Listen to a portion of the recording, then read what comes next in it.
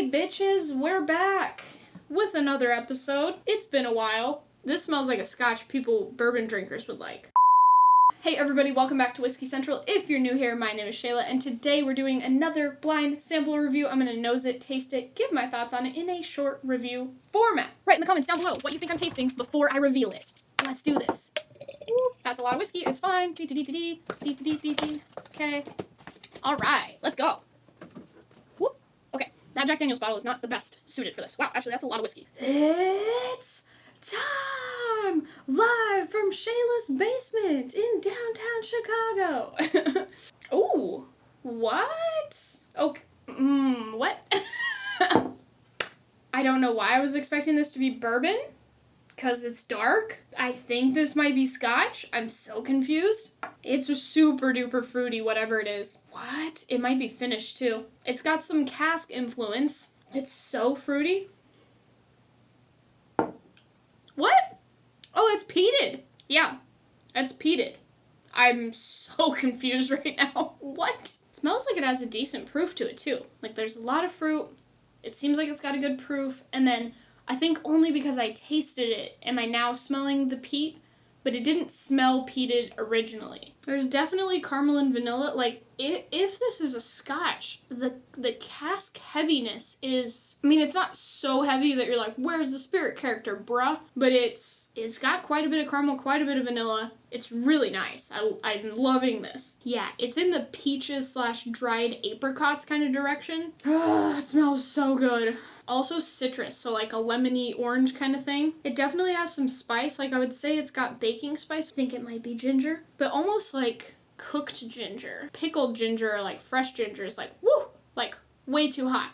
This is like a mild version of that. So the peat on this one, it's like hot sand. I've said that a couple of times before, which I guess technically is more of a sulfur thing than a peat thing, but I don't know. I get it on some peated whiskeys, so tons of caramel, tons of vanilla, but there's also a little bit of like a tea note.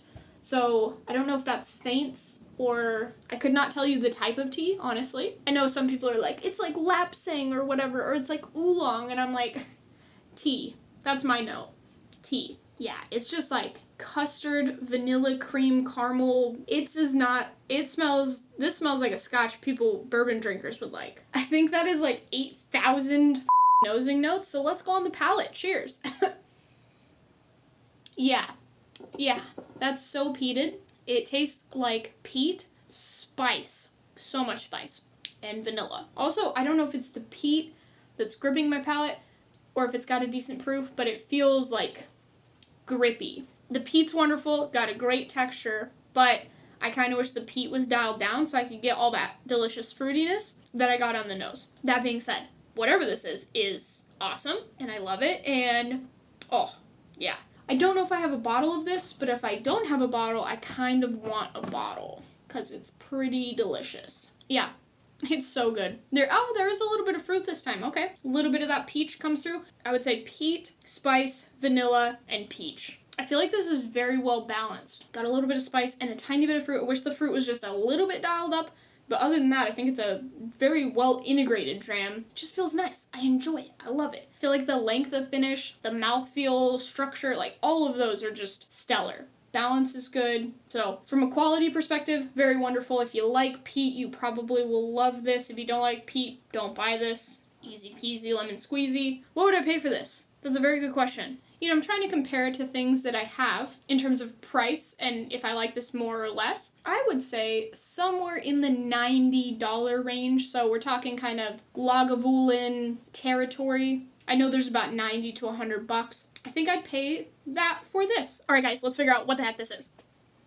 90 bucks, I'm going peated scotch. Let's see. I'm so curious. Oh, wow, okay. Oh, no, so this is, maybe that was why it was confusing. I was like, this has to be American. Okay. Smelled like it had active casks, so I thought maybe, but then I thought it was a scotch. This is actually Westland, I'm going to say this so wrong, Westland Gariana. This is 2018, and it's 56% ABV. Woo! No wonder I was getting some spice on that. Okay, so this is, I believe, an American single malt, right? Yes, it's an American single malt from Washington. Oh, cool. Okay. Ooh, it's 100% $167, apparently, according to one Google search that I have not verified. I said I'd pay about $90, maybe pushing $100, but about $90 for this. It's very good. Very good. I dig it. Maybe try it at a bar, because I think there's some bourbon drinkers that this might be their little, like, gateway into Scotch.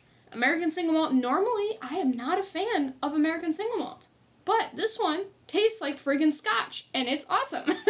It tastes like Scotch with way more active casks. It's not $167 great, but also, it's 56% ABV. Guys, I love it. I wish I had a bottle of it, and I wish I didn't have to pay $167 for a bottle. Alright, have you guys tried Westland Gariana? I'm sure I'm not pronouncing that right, but did you like it? Did you think it was worth the money? Let me know in the comment section down below. Alright, that about does it for this episode. I hope you enjoyed this blind sample review. If you did, leave it a like. Thank you so much for watching, and I'll see you next week. Probably should have this mic a little bit closer to my face hole. Whew, I'm sweating like a in church.